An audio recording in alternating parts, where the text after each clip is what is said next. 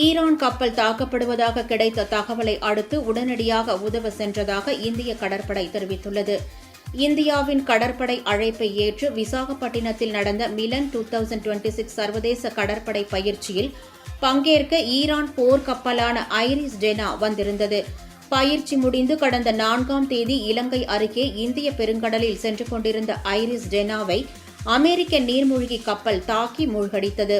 இதில் 87 பேர் கொல்லப்பட்டனர். 61 வீரர்களின் உடல் தேடப்பட்டு வருகிறது. இந்தியாவின் விருந்தினராக சென்ற எங்கள் கப்பலை முன்னறிவிப்பு இன்றி தாக்கிய அமெரிக்கா விரைவில் வருத்தப்படும் என ஈரான் எச்சரிக்கை விடுத்தது. இந்தியாவை நம்பி வந்த ஈரான் கப்பல் அழிக்கப்பட்டதற்கு மத்திய அரசு இதுவரை எந்த கருத்தும் கூறாமலேயே மௌனம் காத்து வருவதாக விமர்சனங்கள் எழுந்துள்ளன. இந்நிலையில் ஈரான் கப்பல் தாக்கப்பட்டதாக விடுத்த அவசர அழைப்பை ஏற்று உடனே உதவ சென்றதாக இந்திய கடற்படை தெரிவித்துள்ளது.